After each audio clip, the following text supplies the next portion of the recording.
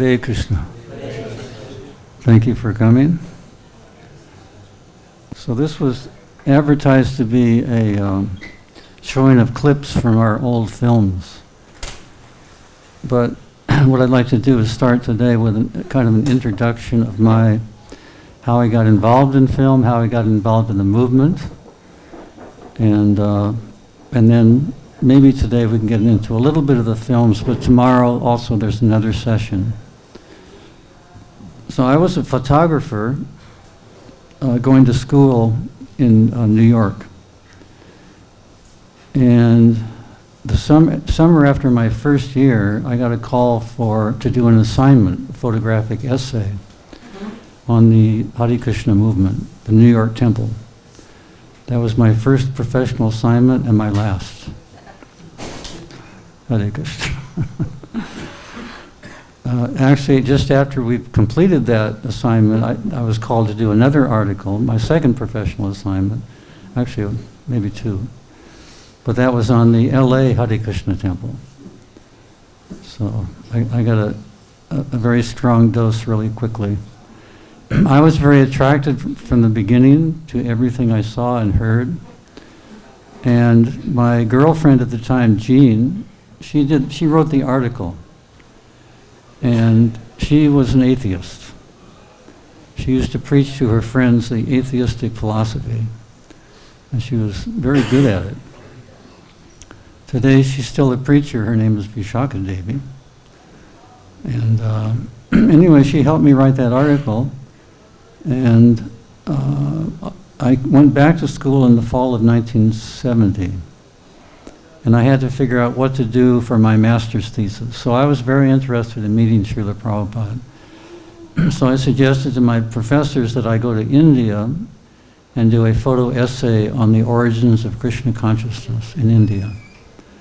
I really didn't know what that meant, but it sounded good. And the professors liked the idea. So in December 1970, I flew to Mumbai. I didn't have an address, and I learned that actually I did have an address, sorry, and the house is on Marine Drive. I still remember the name of the man, Kailash Siksaria. He had hosted the devotees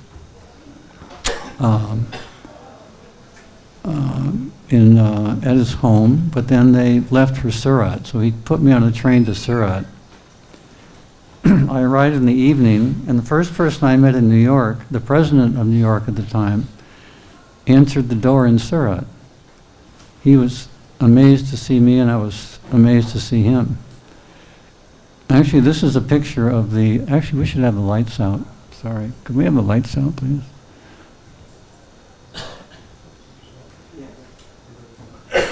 Yeah, this is a picture of the altar at 61 2nd Avenue, the second temple in New York. And my first experience in the temple was an arti ceremony. And the devotee took me in front of the deities, and the arti ceremony was going on. And although I wasn't looking for religion, I had a very strong sense that this is my eternal occupation to worship the Lord. So sometimes we have experiences like that where the material kind of fades away and we get a glimpse of spirits, the spiritual realm. So experiences like that help to keep us in Krishna consciousness. Because when we were just coming to Krishna consciousness, Krishna's making arrangements for us to become attracted, to meet Guru. It is said in Shastra that Krishna gives Guru and Guru gives Krishna. So all of our tales of coming to Krishna consciousness are very amazing. I asked everybody when I was a reporter, how did you get involved in this? Because it was so strange in New York at that time. In fact, everywhere in the West. People just did not know what to make of it. You know, devotees chanting and dancing in ecstasy on the streets of the big cities. But that was Prabhupada's genius. He sent everybody out on Harinam. And pretty soon the whole country knew about the devotees. They didn't know much, but they were getting books, and they were, at least they had a glimpse of the Harinam party. So when I went to India in December 70, Prabhupada's World Sankirtan Party had started. In fact, Prabhupada came in August with some of his devotees. And the first place they went was Mumbai. It created a sensation in India. I love this picture because it's got representatives of many races. We have Caucasian, Tamal Krishna Goswami, Dinanath Prabhu, African American, Bhanu Swami. He was actually from Canada, but he's Japanese origin. And then there's an Indian on the right here. So anyway, Prabhupada's bringing his disciples back to India was an incredible event for everyone, actually. And Prabhupada was dancing in ecstasy at this particular engagement. People think that Prabhupada, our general assumption is that Prabhupada did not, his preaching wasn't very effective before he came to America. It's true he didn't make disciples, he only had one disciple. But Prabhupada met many, many influential men.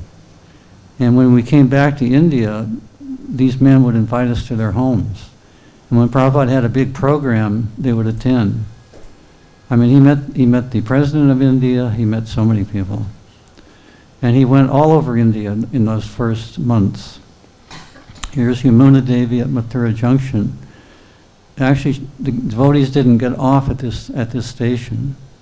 But every station they went to, they jumped off the train. The train would stop for 10 or 15 minutes, and there would be Harinam. And pretty soon, the whole of India, they covered many, many towns in India. And people would gather around and be amazed and chant along with the devotees. This is me. This is me. Haribol. Really. This is what I looked like when I met Prabhupada. A crow amongst swans. So I met him in Surat, and the person who answered the door at that house they were staying at was the same devotee. It was actually Rishi Kumar. And so he took me to Prabhupada that night.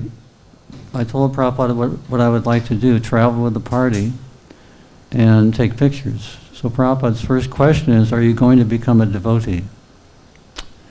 And I was attracted, but I could not imagine shaving my head and wearing robes. So I said, I don't think so, Prabhupada. And then he said, then you cannot stay. Uh-oh. I just come 10,000 miles and no place to stay. Anyway, they kindly let me, devotees put me up for the night. I got up in the morning, and nobody said anything, and Prabhupada didn't say anything, but I had to leave, and I stayed for 2 months traveling. So that was one. Sometimes Prabhupada would say things for the long term, and sometimes for the short term. This certainly was for the long term. But if you don't become a devotee, then you cannot really stay. You cannot associate with devotees. You may be in the physical presence of devotees, but if you're not making advancement, then that's not so beneficial. So the reception in Surat was the photographer's dream. I'd come from photographing devotees in the streets of New York, and to see this event in Surat was just incredible. Devotees were received like demigods. I was taking black and white pictures at the time. Actually, these color pictures are from individual movie frames, from the movies that we took of Prabhupada. We have a DVD series of all the films that exist of Prabhupada, plus films of ISKCON during his time. And there's 31 hours. It's in a DVD set called Following Srila Prabhupada. So if you multiply, there's 24 frames a second, multiply 24 times 60 makes 1 minute, times 60 makes 1 hour, times 31. We have that many pictures. So there's a wealth of small little still photographs that I've taken these pictures from.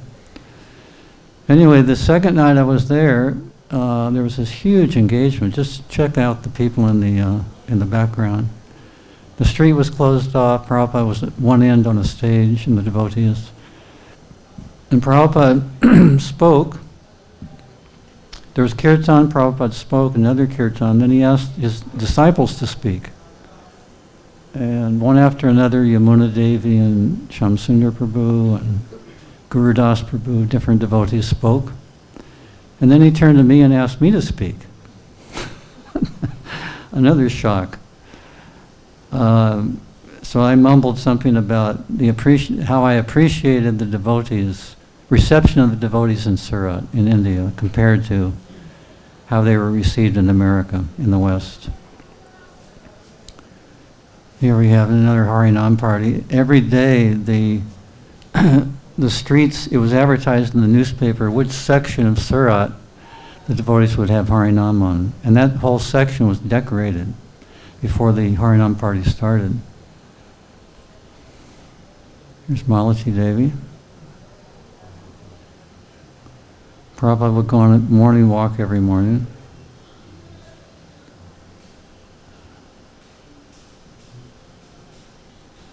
And then he would greet the Harinam party when they came out from his, he would come out from his balcony and greet the Harinam party. Here's Prabhupada on a morning walk, and then Durlabh Prabhu in the background. He actually took these films. I didn't have a movie camera at that time. Here he is encouraging the Boy Scouts to chant Hare Krishna. You can see that little device here that he's holding. That's a regular 8mm camera, movie camera.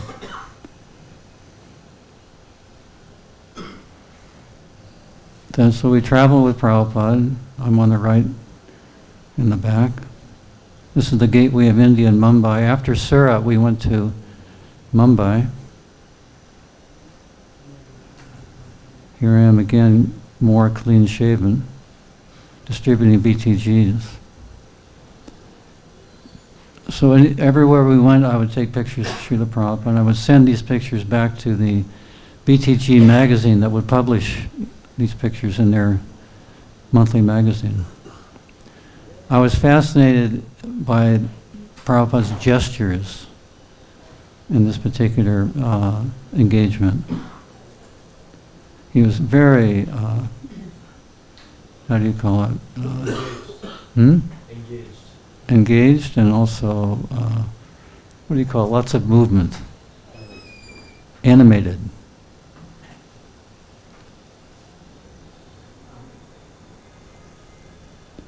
Here's Nanda Kumar playing drum. You know, and there would be at least 4 or 5 engagements every day, and at least three large meals. It was incredible. This is Devananda Prabhu, Prabhupada's servant, and then Koshavya Devi in the background. This was a very rare shot. This is only one shot I got because it was so dark. And this is Prabhupada's room. They would have Mangala Arati every morning in Prabhupada's room. And it was just incredibly wonderful and intense, the spiritual atmosphere. So Yamuna Devi on the right.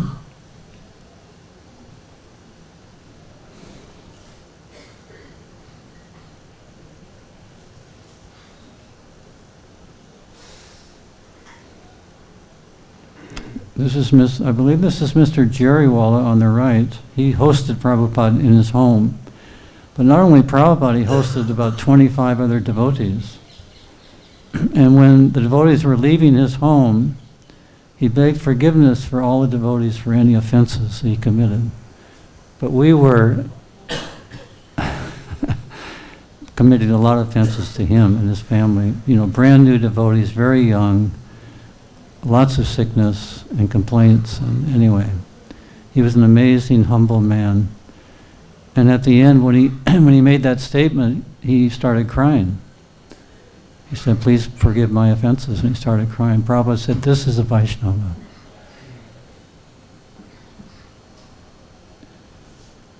You may have seen this photo. This was taken in Surat.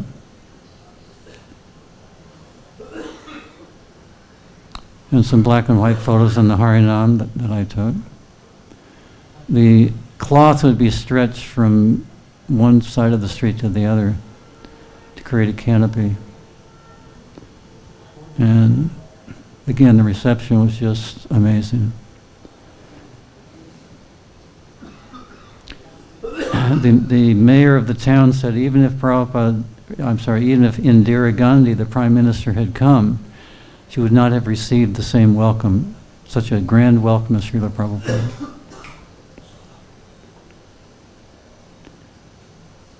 We couldn't travel more than a few yards before we get stopped, and sandalwood paste and garlands and incense, and they would actually offer arti to the Harinam party.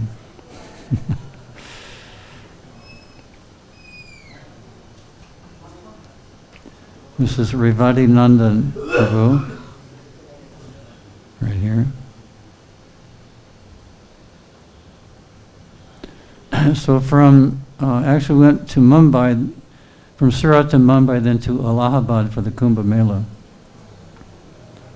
Prabhupada has asked us to do 3 things at the Kumbh Mela. One was Harinam Sankirtan every morning, and the other was deity worship, and the other was mass prasadam distribution, which was very, very hard because all we had was a wood flame. And Rivadinanda Prabhu, who's back here, that was his job, his service, to cook. He said it was the most difficult service he's ever done in his life, but he did it.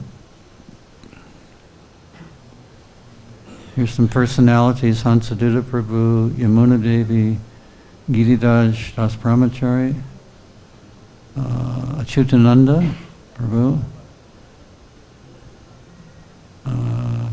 Prabhupada's servant, I forget his name, Tamal Krishna Goswami, Madhuri Devi, Tamal Krishna Goswami's wife at the time, Rivadinanda, and Madhavisa Prabhu. Prabhupada said he was the king of kirtan. Just amazing kirtans. Now this character, devotee, he would follow Prabhupada around India and just show up. And when he saw Prabhupada, he would just start dancing and say, "Jai Prabhupada, Jai Prabhupada."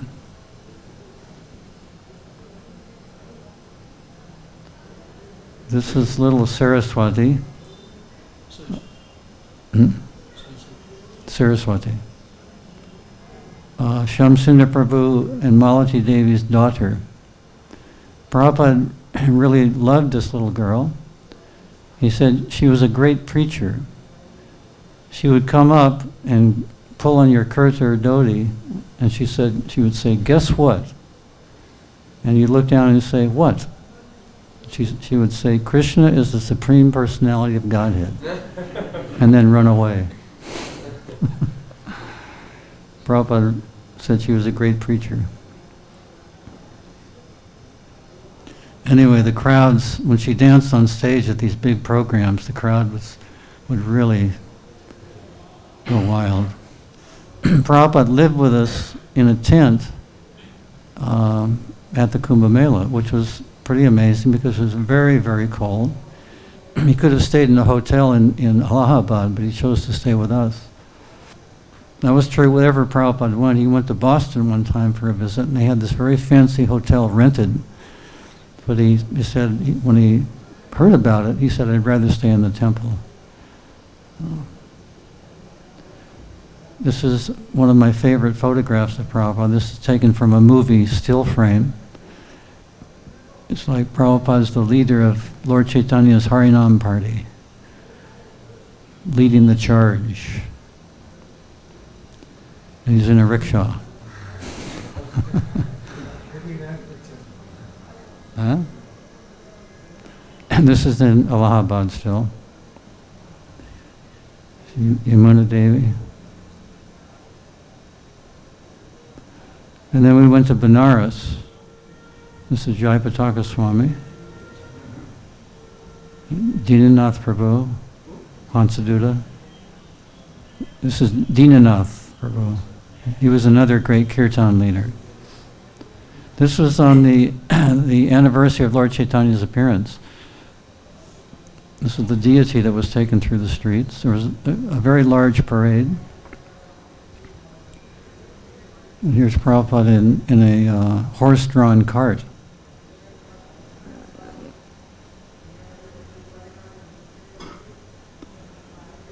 Prabhupada wore this shirt all over India, and you can see it's not a traditional Indian kurta. When Mataji made this for him in San Francisco, I believe, and she was thinking, what kind of collar should I make? She was thinking that Prabhupada's a cowboy, so let me just make a Western type cowboy shirt.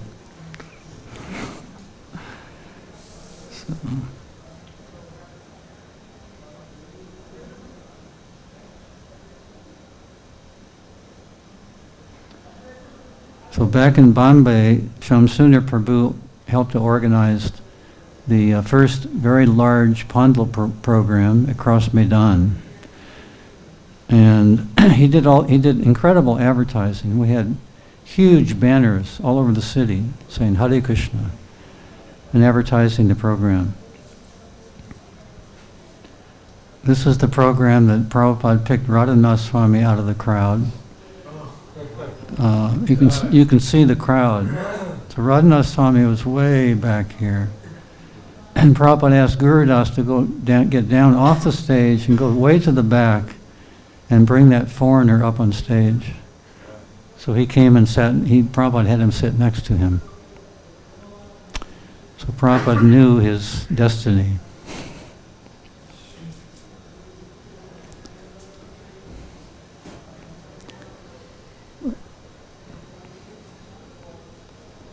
Again, thousands and thousands of people would come to see the Western sadhus. Lokanath Swami came at this time also. He came to the program. And then soon after, he wrote a letter applying to become a member of ISKCON. He put his application in.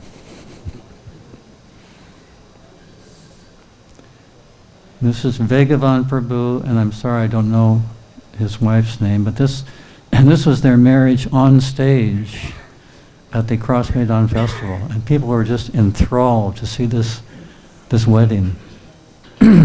He's from Sweden, and she's from Australia. Prabhupada said, this is the real United Nations.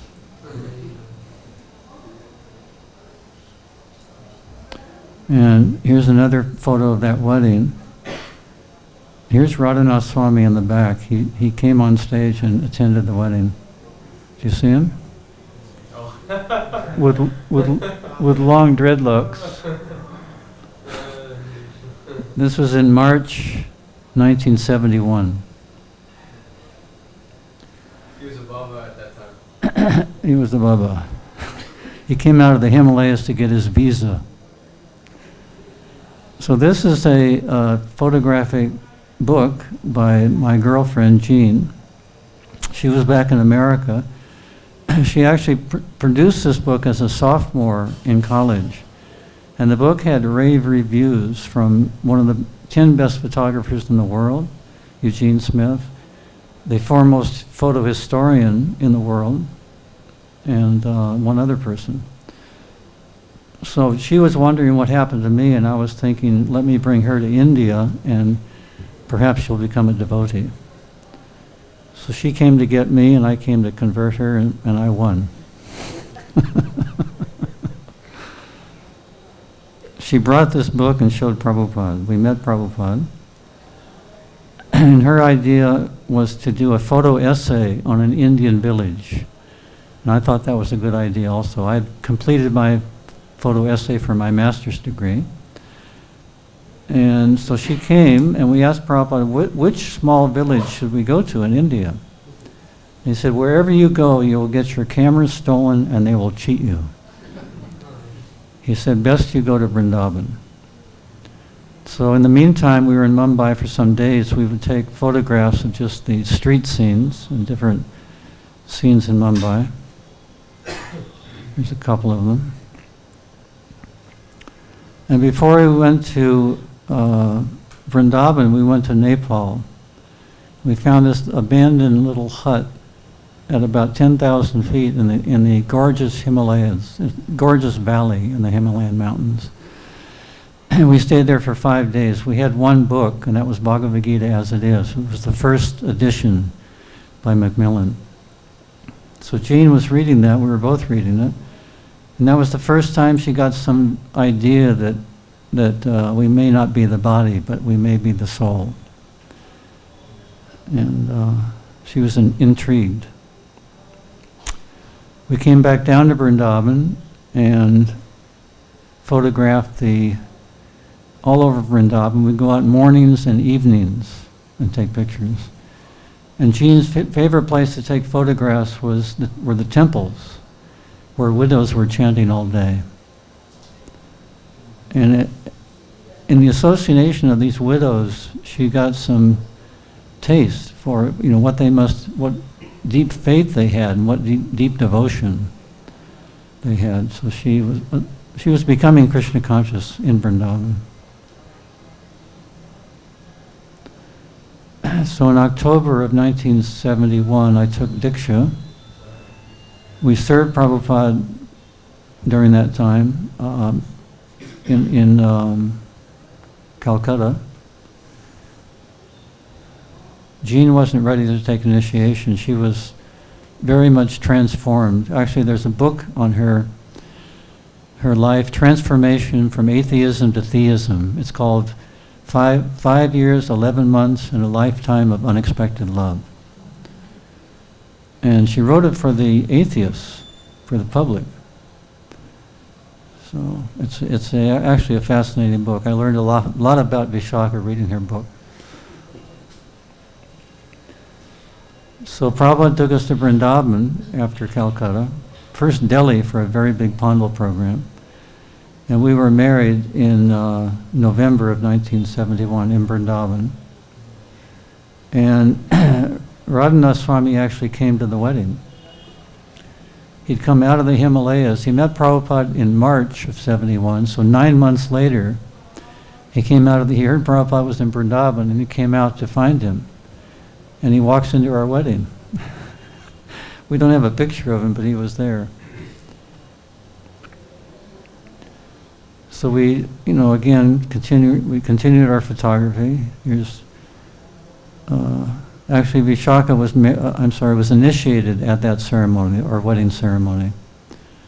Here she is with her camera. And she would often be challenged by just being in a woman's body at that time. There was one story that she tells. It's 1974 Rath Yatra in San Francisco. She wanted to go on stage because Prabhupada was on stage in Kirtan. So she tried to get up the steps, but one devotee said, "There's no ladies allowed." And she said, "But this is my service, taking photographs for the BBT. Sorry, no ladies allowed." So she came back down the stairs and very depressed, walked out into the crowd and turned her back to the stage and sat down in a chair. And all of a sudden she heard the kirtan pick up to a roar. And she turned around and Prabhupada was dancing on stage. So she jumped up on the stage and took a photograph. Sorry. And this is the photograph. It's the best place she could be for this photograph. I mean, yeah. See the hands in the front, everybody, the whole crowd had their hands up. It was totally ecstatic.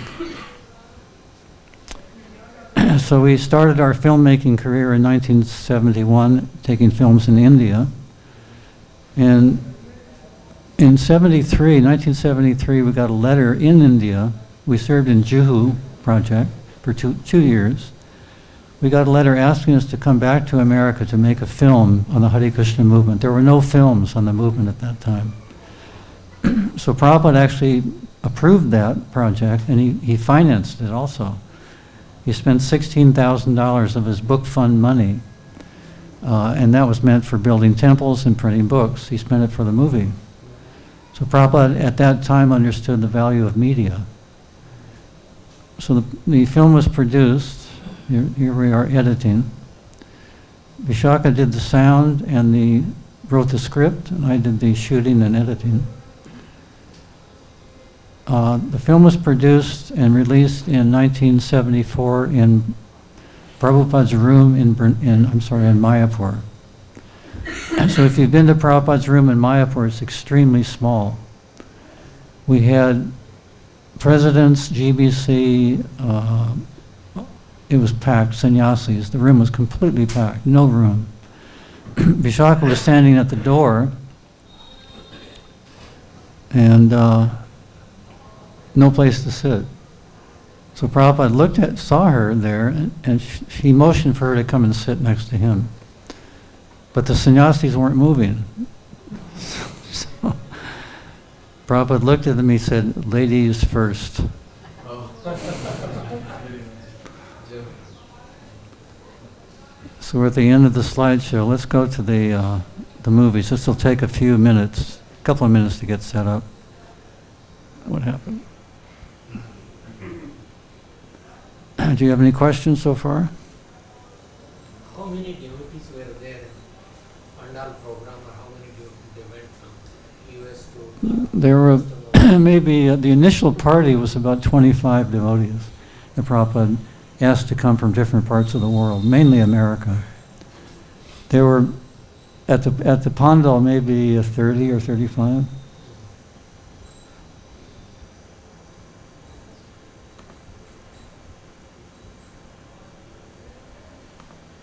This trip in India, you stayed the whole time? You didn't go to US and then come back? No, I stayed 2.5 years. We both stayed 2.5 years. I forgot about my thesis. But actually, after we produced the Hare Krishna movie, I asked Prabhupada whether I should finish it when I went back. And he said, "How long will it take?"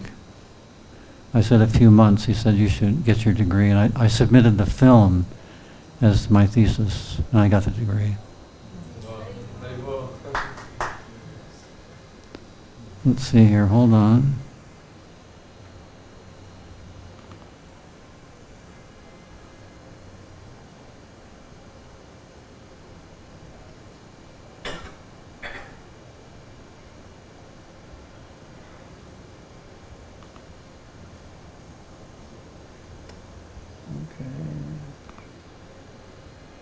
So the first film was the Hare Krishna people. This can't be full screen, but I'll make it as big as possible.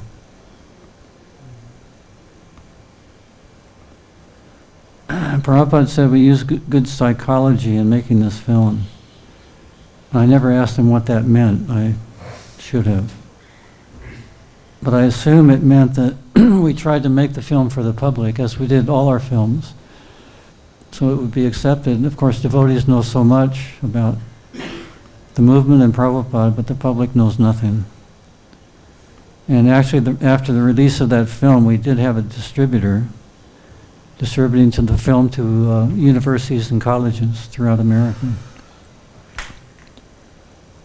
So we start with Prabhupada as a boy worshipping Radha Govinda, and then Prabhupada's early days. We'll just skip through a little quickly on this.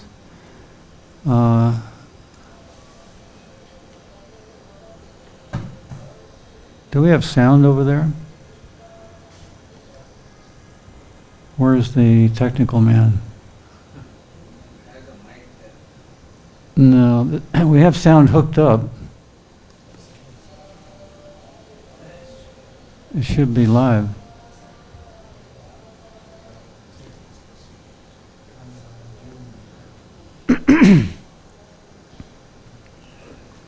So here are the credits. Myself as the cameraman, Vishaka as the sound person. And then Robert Molnar was the narrator. We tried to get a devotee. This is the first film on ISKCON, so we absolutely tried our best to get a devotee to narrate it, but we couldn't find anyone. Dravida Prabhu was a candidate, but he was sick, and he wouldn't get well for weeks. So we found this narrator, Robert Molnar. He also worked part-time in a church. He was the caretaker of a church nearby. This was in Henry Street, Brooklyn, the third New York City temple.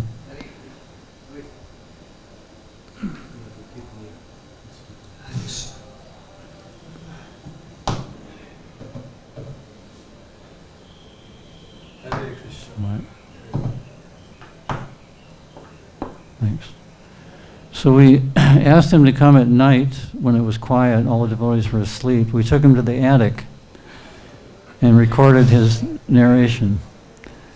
And he was very happy. He loved it, you know. We gave him a big plate of Mahaprasad and $25. And he was very happy. He did a great job. Let's just hear his voice if we can hear it.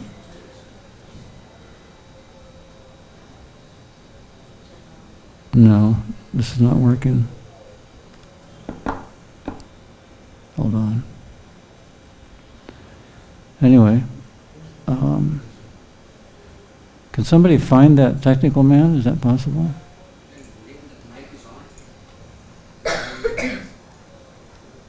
Testing.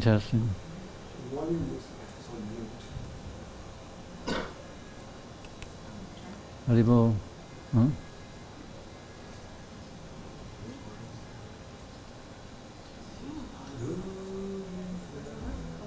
This was working, huh?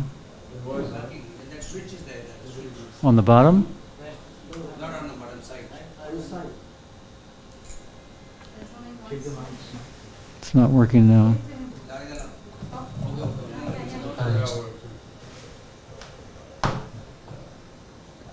We're not getting, okay, hold on.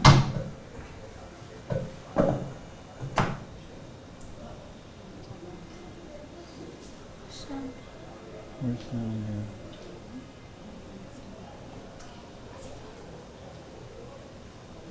here? Somehow we're not getting sound. It's coming through the projector, but it's very soft. You can hear it? Hold the ear. If you can hold the mic up at the projector. No, that's all right. That's When the purple cloud is Yeah, that's true. Huh? That's all right. Let's just continue. So we show Prabhupada translating, then the book production. At that time it was very crude compared to today. Everything's done on a computer today. But there's big cameras and developing the pictures, and then the touching up the sheets, and then going to printing.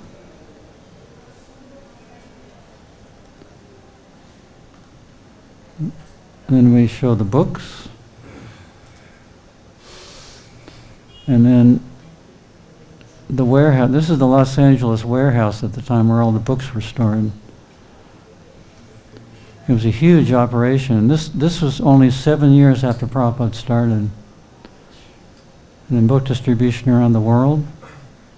London. This is Mandakini Mataji. Where is she? There she is. It goes back there, but This is Mexico.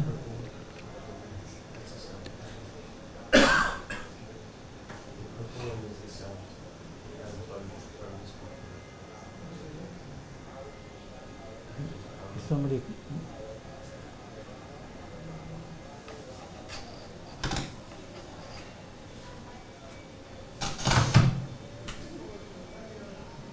Still nothing. Whoa. Okay. Chanting resounds from London to Mexico City From Paris to Tokyo, from New York to Nairobi.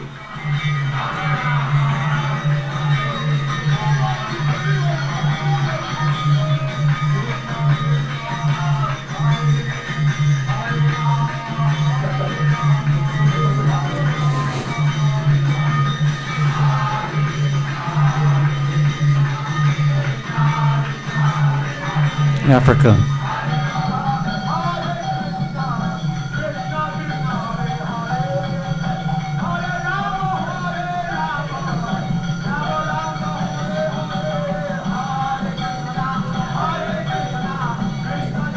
Here in London, thousands flock to attend ISKCON's annual Rath-Yatra festival. We had to teach Robert to say these words, Rath-Yatra, Krishna, Chaitanya. He never pronounced it. He was really good. He picked it up really, really quickly. This festival is held in major cities around the world.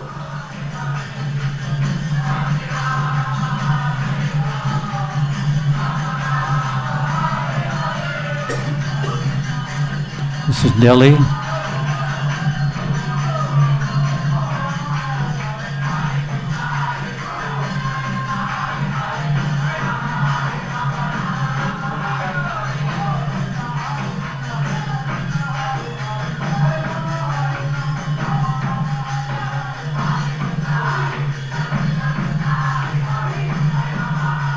Constantly traveling. Here Prabhupada's meeting the chief minister. He came to the program. This is Delhi, the first big pandal in Delhi. And it lasted for 10 nights. Each night Prabhupada would have an expert in his field speak on whatever his realization was of spiritual life. And then Prabhupada would speak afterwards. He had scientists, he had educators, he had politicians. So again, when Prabhupada came back to India, all these important people were so amazed that he was so successful. And they supported him. Prabhupada often makes personal appearances. Here he is introduced to a New Delhi audience by the Canadian High Commissioner and garlanded by a leading citizen. This is New York arrival. Everything that we see that is created by God. So you should at least recognize that it is God's property, but they are thinking their property. So there must be no restriction. Is that Prabhupada This is New York, interviewed by TV station. So again, Prabhupada's movement was immediately recognized all over the world, actually, many places. This is Jadurani, the artist. What's her name? Jadurani, Devi. Not touched by the Lord. So even though we're in the material world, because we're working for a pure devotee and for Krishna, we're not touched and we feel satisfied. Satisfied to be in association with Krishna's love feeling. This is the LA incense factory. It was a very big business, the incense business. And these are the first computers. They didn't even have 1 gigabyte of memory.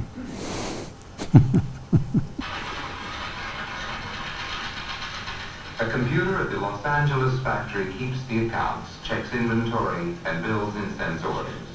And like any other Krishna devotee, chants Hare Krishna, Krishna Krishna, Hare Hare, Hare Rama, Rama Rama, Hare Hare. Hey, whoa.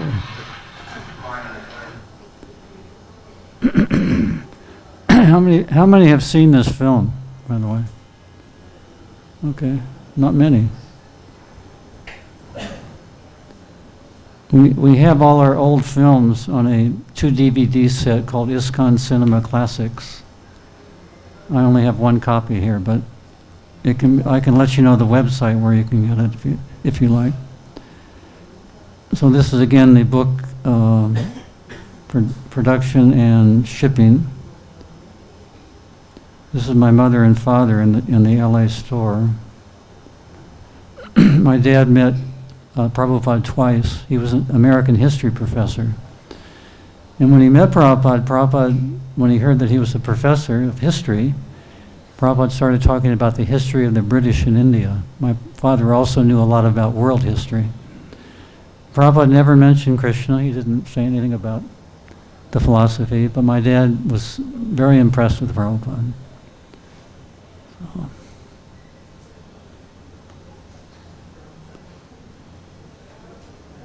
This is Balavanta Prabhu, who was he started a political party called In God We Trust. And Prabhupada supported that for some time, but then there was really no result. He ran for the mayor of Atlanta.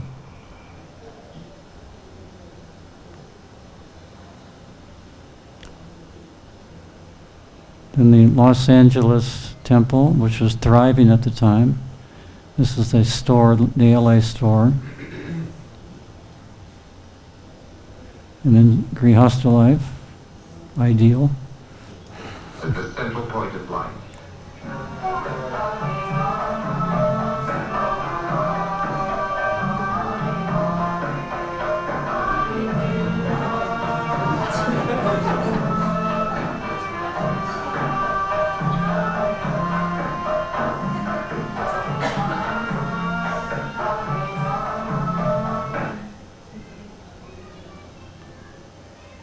Is that Los Angeles? That's Los Angeles, yeah. This is the Gurukul in Dallas, a play they put on. His devotees.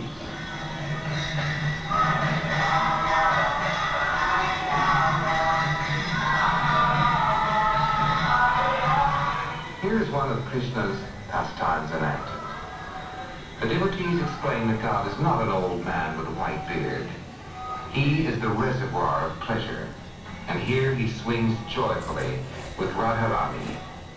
Thus the children learn that God is not a fearsome, alien, or vindictive personality.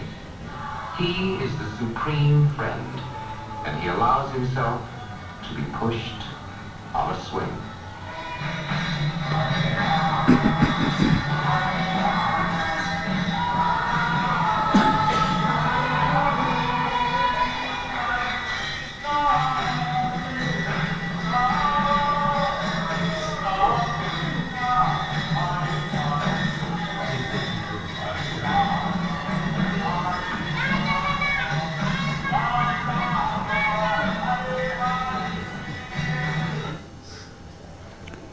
So this is the recording studio in LA. Everything was on tape at that time. Sorry. And they would produce Prabhupada's lectures on cassette tape and send all over the world.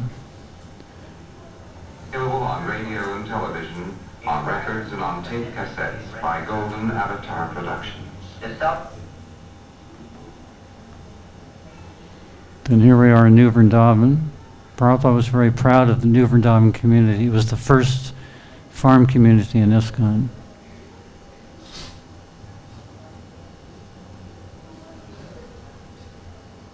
Kirtananda Swami is narrating here.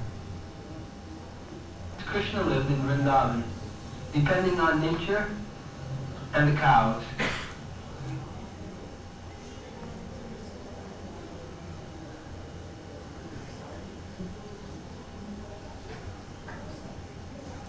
These cows would give 48 liters. Some of them would give 48 liters a day.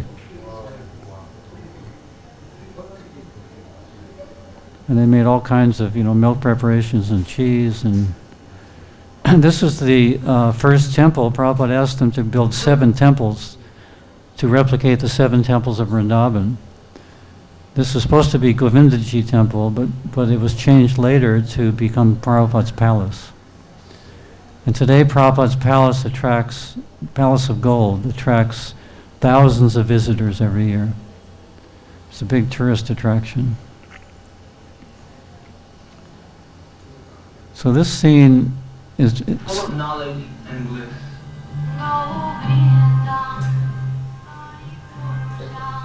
This is in slow motion, as you can see. When Prabhupada saw this, he said, "Can you fix it?" I don't think he'd ever seen slow motion before. And I said, no, Prabhupada, this is an effect, a movie effect. He said, oh, then it is okay.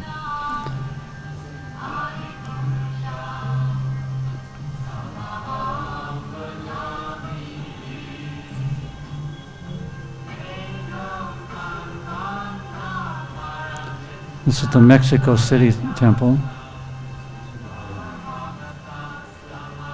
Whether in the West Virginia hills or in old Mexico, the Krishna celebration is the same. On Sundays, ISKCON holds an afternoon festival with free feasting and philosophy. This Mexico City Sunday festival is typical. The women often make elaborate garlands. Generally, if a person sees a beautiful flower, he offers it to his girlfriend, Prabhupada says. But if you're in Krishna consciousness, you think, oh, what a beautiful flower. Let me offer it to Krishna.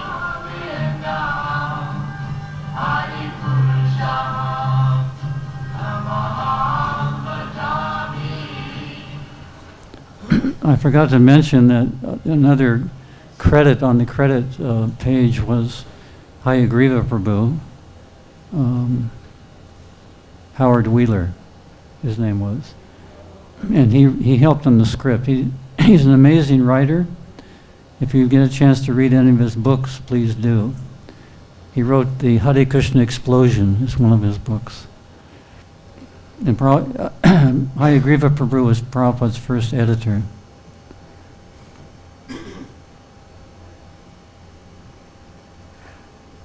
And then the Mexican people really love Krishna consciousness. They believe in a personal God already through their Catholic religion.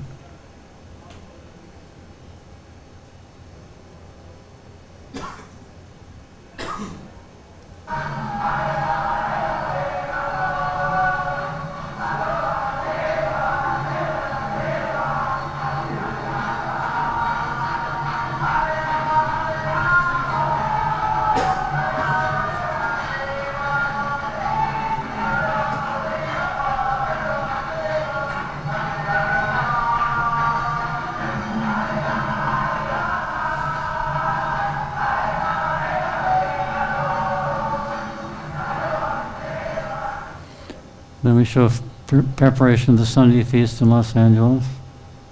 Here's the chapati machine. All meat, fish, eggs, and even onions are shunned. And then there's the offering.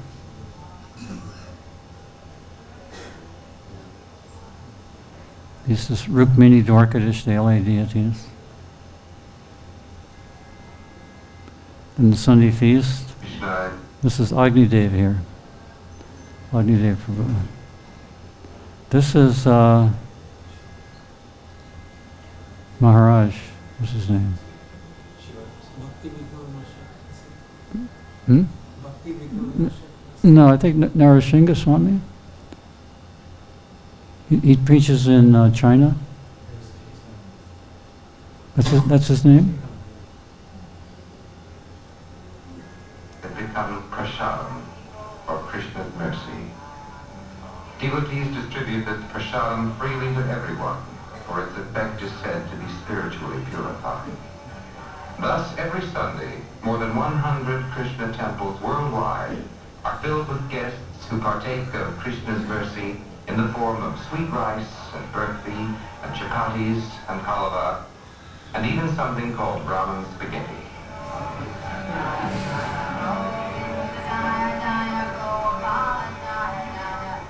Prasadam knows no national boundaries, no creeds or classes.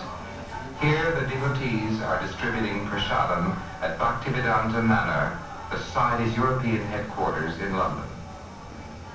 Here, as elsewhere, philosophical differences are reconciled. This is Saraswati again. Over ladus and tamarind water.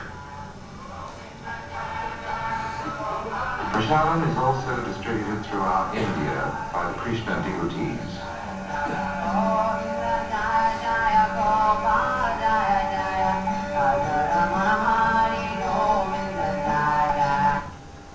And then the final speaker is Rupanuga Prabhu. And he talks about how People are becoming before the appearance of the Bhagavad-Gita, Prabhupada's Bhagavad-Gita in the West, there were no devotees of Krishna. There were over 400 editions, but nobody was really becoming serious. And he said, since the appearance of the Bhagavad-Gita, there's thousands and thousands of people all over the world are taking to Krishna consciousness. What is required is a change in consciousness, a change in heart. 500 years ago, Lord Chaitanya Mahaprabhu predicted that this movement will go to every town and village in the world.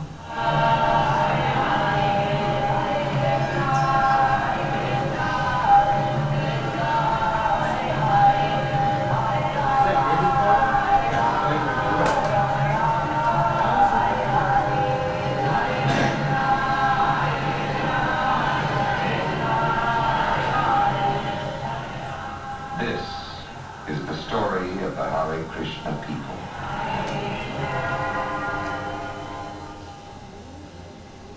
Haribol.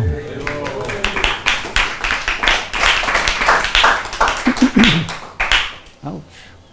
Did narrator become devotee? Mr. Molnar, narrator, No, become a devotee? I don't think so.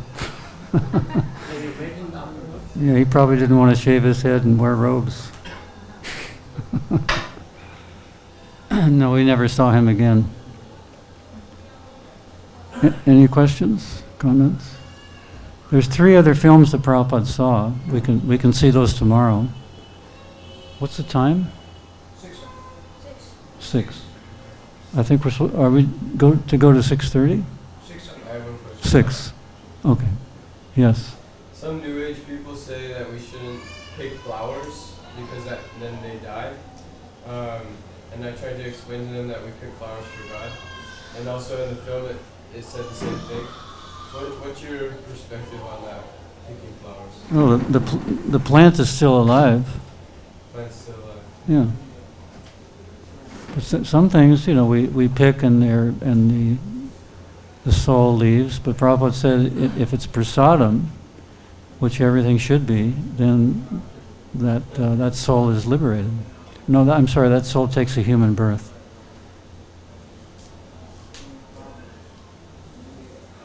Yes. So in the Bhagavatam, it is mentioned that Vyasadeva wrote. Here. In the Bhagavatam, it is mentioned that Vyasadeva wrote Bhagavatam in his maturity, in his old age or maturity. What is your experience of, since you are a senior man, means the devotees who joined in those days and today, have they really matured or devotees have gone away? I'm just trying to ask. There's a varied mix of everything. Devotees have gone away, devotees have advanced, devotees have stayed in the same position. All kinds of scenarios. And that'll be true for the future also. Prabhupada compared our temples to hospitals. Everybody's sick in the hospital, except the doctors. So you can't expect everybody to survive.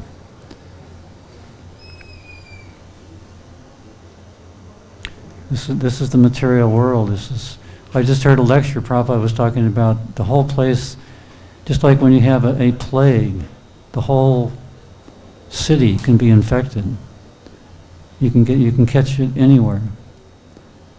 Prabhupada said the material world is like that. It's all infected with the modes of material nature. And any moment we can be swept away.